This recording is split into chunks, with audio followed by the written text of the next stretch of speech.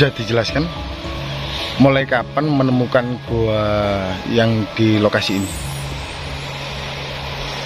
Untuk penemuan gua itu sebenarnya berhubungan dengan sebuah, kalau istilah orang Jawa itu wangsit atau petunjuk. Nah, karena apa? Gua ini sebenarnya gua lama mas ya, gua kuno sekali, tapi mulut gua yang terlihat dari luar itu ya terlihat sempit, kecil gitu. Nah, setelah salah satu rekan kami yang disebut orang-orang itu Mbak Jukin itu mendapat wangsit, maka bermusyawarah dengan kami berdua ini. Kebetulan ini Pak Mustain waktu mencari rumput, kami bertiga menelaah kondisi gua yang masih terlihat sempit itu. Akhirnya pada hari Senin, insya Allah itu pertengahan bulan, kalau orang Jawa itu bulan Ruah, ya bulan Ruah itu hari Senin itu pertengahan bulan Ruah hari Senin. Bismillah kami membongkar atau sengaja membersihkan mulai mulut gua itu. Ternyata beberapa menit kami membersihkan, kami terkejut di dalam gua itu sangat luas dan terlihat dua tiang asli. Jadi dua tiang asli pembuatnya dari leluhur dulu. Nah, seperti itu. Kedalamannya gua itu berapa meter kan? Dari mulut gua sekitar 15 meter. Dari mulut gua 15 meter gitu. Berarti ini temuan ya? Temuan. Ini temuan jejak dari leluhur. Dari leluhur asli gitu. Berangkat dari kesemangatan kami untuk membersihkan atau merawat lagi gua, atau melestarikan gitu ya? Ya, melestarikan, membudidayakan lagi itu karena kami masih menyimpan rasa hormat, rasa bakti kami kepada leluhur, yang salah satunya ada di lereng persawahan ini. Ya, di bawah itu adalah salah satu makam leluhur dusun sini. Kang, ini kan perbukitan atau bilang itu gunung ya atau lereng dari pegunungan Gunung Lirang ya. Kalian ikut sini? Iya. Ikut Gunung Lirang ya? Gunung Lirang ya. Gunung Lirang. Di sini kan di depan kamera kita itu kan ada makam. Itu makam dari siapa, Kang? Kalau makam leluhur kami ini yang paling sepuh menurut warga sini dan saya pribadi, kami pribadi itu beliau disebut Eyang Ki Ageng Permono. Yang Bau Rekso desa. Yang Bau Rekso, Eyang Ki Ageng Permono. Ini dulunya gimana Kang lokasinya dari makam ini Kang? Kalau dari turun temurun, terutama yang sebagai saksi itu ya pemilik sawah, pemilik lahan yang ketepatan ada makamnya ini dulu mirip makam umum, ada tanaman kamboja itu, kemudian batu nisannya itu terdiri dari batu-batu bata kuno yang bentuknya lebar-lebar, sampai sekarang masih kita simpan, masih kita rapikan sebagai bukti sejarahnya itu. Oh, sebagai bukti historis ya Kang ya. Kemudian untuk generasi muda yang sekarang berinisiatif untuk melestarikan, memberikan bakti hormat kami dengan wujud kami lebih memperbaiki lagi. Ini masih proses perbaikan. Oh, masih dalam proses perbaikan. Baru saja menyelesaikan fondasi, kemudian dengan kemampuan kami baru bisa memagar dari bambu. Nah, itu bisa kita lihat.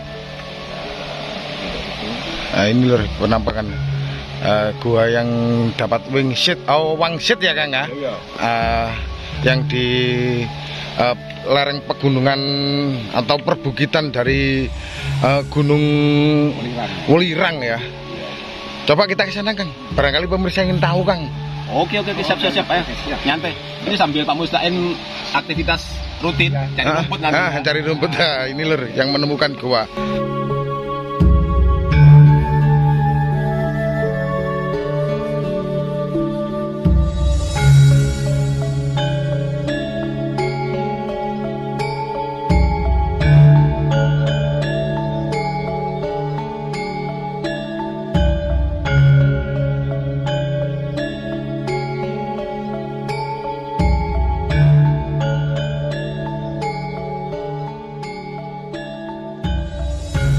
Kang, bisa dijelaskan ini makam dari siapa, Kang? Dan ada beberapa makam yang sepuh, yang kakung maupun yang putri ya. Nggih. Ini yang paling sepuh ini. Saya pribadi menyebutnya Eyang Permono. Nama lengkapnya Ki Ageng Permono. Yang batu nisannya kotak ya, seperti batu gilang ini. Yang sebelah sini ini sebelah utara Eyang Permono ini Eyang Setio Aji. Beliau masa mudanya adalah seorang rakrean atau seorang pendekar juga ini. Kalau Eyang Permono ini pakaian adatnya selalu berpakaian Jawa, batik parang. Kang, bisa dijelaskan tempatnya itu di sini tuh gimana ceritanya dulunya? Hutan atau gimana? Atau persawahan atau apa? Kalau di sini dulu adalah bekas perkampungan awal wilayah Singopadu. Kalau yang kita lewati tadi, kita susuri tadi, itu perbukitan dan hutan. Jadi yang menjadi perkampungan yang kita huni sekarang, yang resmi menjadi dusun Tumangsari sekarang, dulunya hutan. Justru perkampungan aslinya di sini. Berarti ini perkampungan kuno ya, Kang? Perkampungan kuno ini. Yang ditinggalkan para leluhur. Para leluhur. Iya, para leluhur. Bukti artefak kan? Yang di lokasi ini apa saja, Kang? Bukti artefaknya, nah itu kebetulan ada bata-bata merah. Nah, kita ditunjukkan ini bukti artefak ya. Iya. Soalnya kita kalau tidak menemui atau mendapati bukti artefak ya dibilang omong kosong ya, Kang? Iya. Ini lur bukti artefak. Iya. Terutama sebaran batu bata kuno ya. Iya. Ini ada batu bata kuno. Sementara kita simpan. Bata kuno kita simpan. Ini sangat besar sekali ya ketebalannya. Nah, Oh, ini kalau kita lihat ini 7 cm antara 9 ya, Kang? Iya, ini loh. Tebal sekali ini. Tebal ini. Nah, ini sekali. Nah, ini lur. Seperti ini penampakan bukti artefak. Selain ini, Kang, selain batu bata kuno, apalagi yang ditemukan sebagai pemukiman kuno, Kang? Bukti yang paling konkret adalah Gua Singopadu itu. Jadi Gua Singopadu itu adalah tempat sembayang era leluhur dulu. Itu mohon maaf kan belum bisa melakukan sembayang dengan seperti keyakinan Islam karena dulu masih seperti cara Samedi. Kapitayan. Sebelum Hindu ya, Kang ya? Itu beliau bukan penganut Hindu atau Buddha, beliau penganut aliran Kapitayan. Asli kepercayaan Nusantara. Gitu. Sebelum berarti sangat tua sekali ya, Kang? Sangat tua sekali. Ini Prawilwatikta Majapahit. Gitu lur, keterangannya Kakang gini namanya. Nama lengkapnya Sudah ya. Ya gitu. Kalau warga sini menyebutnya? Ada yang Kang, Mas. Ya Mas Sudah, ada yang Mas Suhu. Ini lur kita. Ada yang Pak Uda. Ini bukti autentik yang kita dapati ya. Terutama itu dari sebaran batu bata kuno. Ini Kang, mistisnya gimana, Kang? Barangkali pemirsa ingin tahu, Kang. Ya, kalau mistisnya itu kan tadi ada cerita dari Singopadu. Itu gimana sih? Apakah dulunya lokasi ini itu tempat pertempuran atau gimana? Jadi berawal dari nama Singopadu itu sebenarnya ada story ya, real story yang betul-betul turun-temurun kami yakini itu. Jadi leluhur kami ini adalah memang jago-jago tempur yang sangat handal. Tapi yang lebih kami banggakan lagi, para leluhur kami yang ada di makam sini, tingkat kesabarannya yang sangat luar biasa. Tingkat kesabarannya. Jadi sampai sekarang mengemban amanat beliau, itu selalu masih mengitari kampung kami ini. Jadi mohon maaf, ini beberapa orang yang mungkin diberi kelebihan oleh yang kuasa, sudah membuktikan beberapa orang, 1, 2, 3 sampai berapa orang. Jadi beliau ini tiap malam itu, hampir tiap malam itu keliling kampung kami itu. Oh, atau untuk menjaga anak cucu yang tinggal di wilayah sini, terutama Eyang tadi, Ki Ageng Permono tadi. Nah, itu loh katanya Mas Huda. Gitu. Kang, harapannya generasi milenial, Kang, terutama itu tentang jejak-jejak dari peradaban masa lalu ya, atau leluhur kita. Ya kebetulan saya pribadi dibantu dulur-dulur sini